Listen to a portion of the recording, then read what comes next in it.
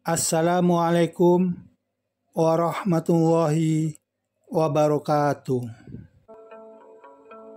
Setiap orang pasti pernah dizalimi. Bentuk kezaliman pun banyak ragamnya. Misalnya, bisa dalam bentuk fisik, lisan atau tulisan, hingga perilaku.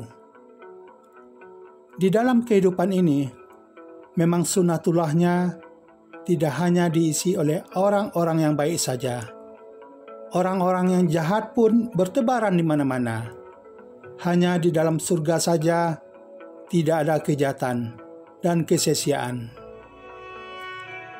Ketika kita dizalimi oleh orang lain, memang hal yang wajar apabila kita merasa sedih, marah, kecewa, hingga sakit hati.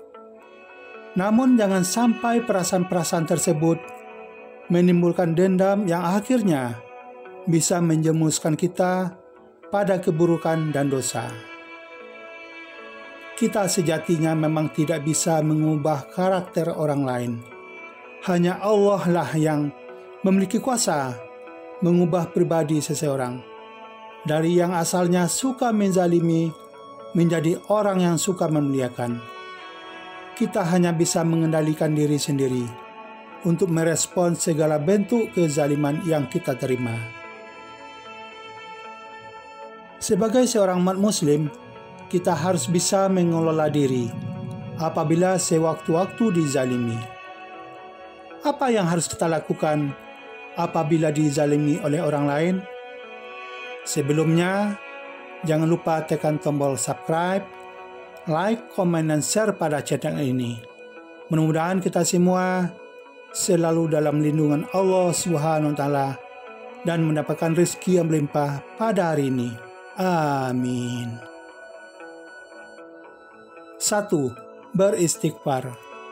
Hal pertama yang harus kita lakukan adalah beristighfar. Astaghfirullahalazim. Mohonlah ampunan kepadanya dan berharaplah dengan kezaliman yang kita terima bisa menjadi penggugur dosa-dosa kita dan meraih pahala kebaikan. Ingat, di akhirat nanti, pahala orang yang menzalimi kita akan ditransfer kepada kita.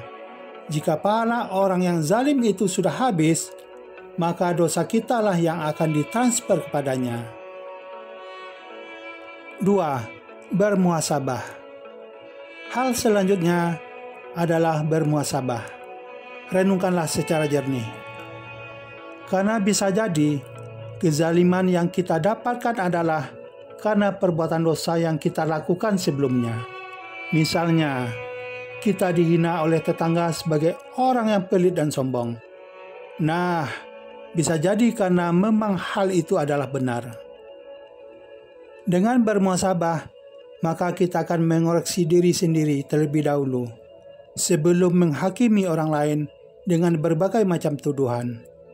Mungkin kezaliman yang kita dapatkan adalah bentuk teguran dari Allah agar kita bisa insaf dan kembali ke jalannya. 3. Berdoa. Doa adalah senjata orang-orang beriman. Doa orang yang terzalimi merupakan doa yang terijabah. Jadi, perbanyaklah berdoa ketika dizalimi. Namun, ingat, berdoa yang baik-baik agar doa kita menjadi wasilah kebaikan bagi diri kita dan orang lain. Misalnya, kita mendoakan agar orang yang menzalimi kita diberikan hidayah oleh Allah SWT, sehingga orang zalim tersebut bisa bertaubat dan menjadi sosok yang bertakwa. 4. Membela diri. Apabila kita dihadapkan dengan orang yang menzalimi fisik kita hingga merampas harta yang kita miliki, maka Islam membolehkan kita untuk melawan, untuk mempertahankan diri dan kehormatan. Hadis riwayat HR Muslim. 5. Tidak balas dendam. Allah tidak menyukai orang yang zalim dan orang yang balas dendam. Contohlah Rasulullah SAW. Betapa sabarnya beliau di saat masyarakat kafir Quraisy menzaliminya. Rasul pernah dilempar kotoran unta, tetapi Rasul tidak membalas. Banyak caci maki yang dilontarkan kepada Rasul, hingga hinaan yang mengatakan bahwa Rasul adalah orang yang gila. Namun, lagi-lagi Rasul pun tidak pernah membalas. Sikap Rasul ini malah mendoakan dan tetap berbuat baik kepada mereka. 6. Memaafkan.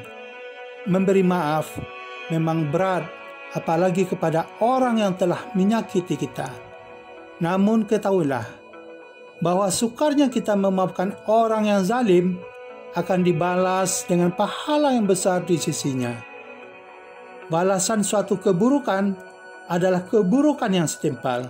Akan tetapi, siapa yang memaafkan dan berbuat baik kepada orang yang berbuat jahat, maka pahalanya dari Allah. Sesungguhnya dia tidak menyukai orang-orang yang zalim. Quran Surat Asy-Syura ayat 40. Itulah hal-hal yang harus kita lakukan ketika dizalimi oleh orang lain. Mudah-mudahan bisa menginspirasi dan memotivasi kita untuk menjadi pribadi yang berjiwa besar seperti yang dicontohkan oleh Rasulullah SAW. Terima kasih. Assalamualaikum warahmatullahi wabarakatuh.